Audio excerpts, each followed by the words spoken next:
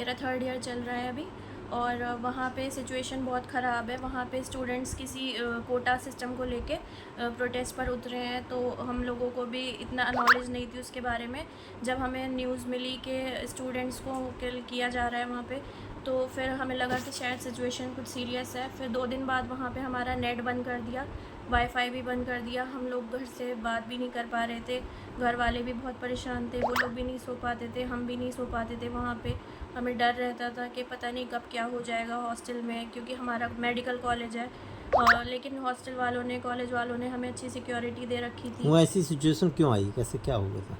क्योंकि वहाँ पे स्टूडेंट्स को बहुत जोश था कि हम लोग अपनी जो बात है हम उसे मनवा के रहेंगे, बट गवर्नमेंट ने उनका थोड़ा प्रोटेस्ट किया कि हम नहीं मान सकते हैं ऐसे।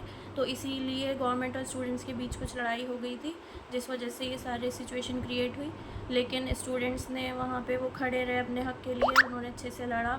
हमारे सारे बैचमेट्स भी उस सब में इन्वॉल्व थे, वो सब भी बहुत अच्छे से प्रोटेस्ट कर रहे थे। लेकिन परेशानी हम लोगों को हो रही थी क्योंकि हम लोग हॉस्टल में रह गए थे। जितने भी बंगाली फ्रेंड्स थे हमारे, वो सब अपने घर जा चुके थे, 1-2 लोग इंडिया बचे के थे। कितने लोग थे वहाँ? इंडिया के हमारे हॉस्टल में 200 हैं लोग, और बॉयज़ हॉस्टल में भी इतने हैं। इंडिया वापसी में आपको क्या क्या दिक्कतें, कोई परेशानी या भारत सरकार से कोई आपको कोई हेल्प मिली हो?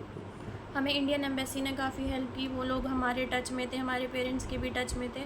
इंडियन एम्बेसी से हमें सिक्योरिटी भी प्रोवाइड की है एयरपोर्ट जाते टाइम।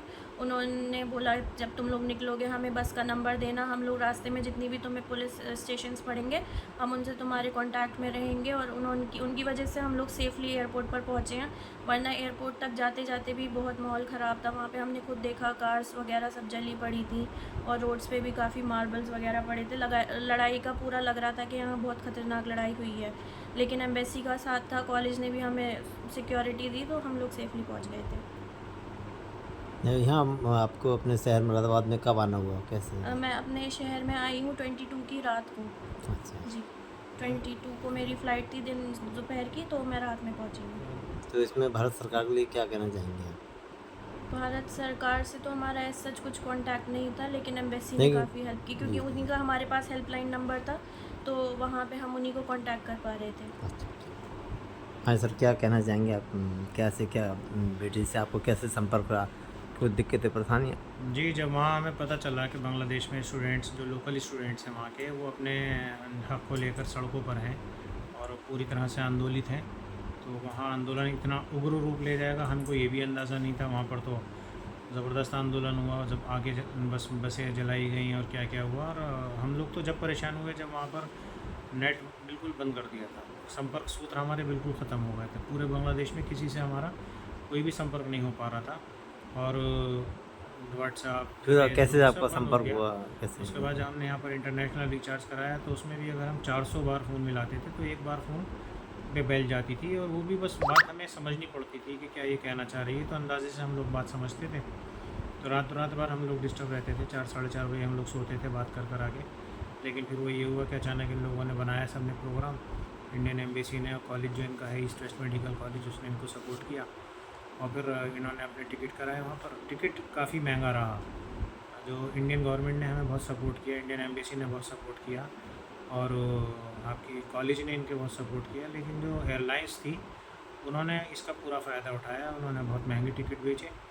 और फिर एयरपोर्ट पे भी जब आना था तो यहाँ की, क्योंकि वहाँ का माहौल ख़राब था, तो एम्बेसी से संपर्क करके कॉलेज ने बाई रोड इनको छुड़वा दिया। वहाँ आर्मी ने, जो वहाँ की लोकल आर्मी थी, उसने भी इनको प्रोटेक्शन दिया।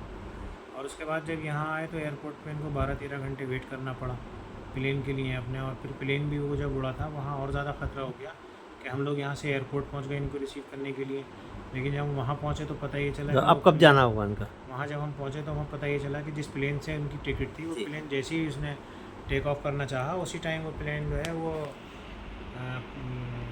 बिल्कुल ज़मीन में बैठ गया, उड़ ही नहीं पाया ऊपर। टेक्निकल इशू की वजह से ऐसा हुआ था, जिसकी वजह से पूरा परिवार और ज़्यादा घबरा गया था। लेकिन फिर एयरलाइंस वालों ने, जो 3 बजे की फ़्लाइट थी, उसे फिर उन्होंने और उसको आगे बढ़ाया, और 7:30 बजे ये बच्ची जो है वहाँ से इनकी फ़्लाइट ने टेक ऑफ किया। फिर रात को 11 बजे यहाँ पर आई। जब यहाँ पर 11 बजे आ गई, तब उसके बाद हम लोगों ने बड़ी राहत की सांस ली। लगभग 5-6 दिन हम लोग अब बराबर स्थिति वहाँ सामान्य है कैसे? वहाँ की स्थिति अब पहले से तो बेटर है। नेट वेट स्टार्ट कर दिया है, वाईफाई स्टार्ट कर दिया है, लेकिन अभी कॉलेज में 3 हफ्ते की छुट्टी कर रखी है, उसके बाद देखते हैं जैसे भी होता है जाएंगे बच्चे को मिल जाएंगे। 3 हफ्ते की दी है छुट्टी। अब आप कब जाना चाहेंगे, कब जाएंगे आप? जब भी हम लोगों को थोड़ा सा लगेगा कि जब भी हम लोगों को लगेगा कि सिचुएशन स्टेबल हो गई है, वहाँ पे अब माहौल ठीक है, हमें कोई खतरा नहीं है, तो अब हम लोग सारे एक साथ जाएंगे, जितने भी बच्चे वापस आए हैं। बांग्लादेश में थे तो कैसा क्या माहौल था, ये वीडियो में हम देखना चाहेंगे। ये कहाँ का है? ये हम लोगों की एयरपोर्ट की वीडियो है, जहाँ पे हम लोग ज़मीन पे बैठे रहे थे पूरे 12 घंटे। वहीं पे हमारा लगेज वगैरह सब पड़ा था, वहीं पे बैठे थे हम पूरी रात। वो वीडियो आ जाएगी बस शुरू। जी सीधा कर दिखाइए।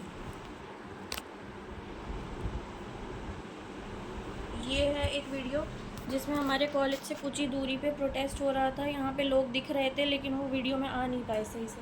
हमें कॉलेज हॉस्टल से दिख रहे थे लोग। प्रोटेस्ट वाले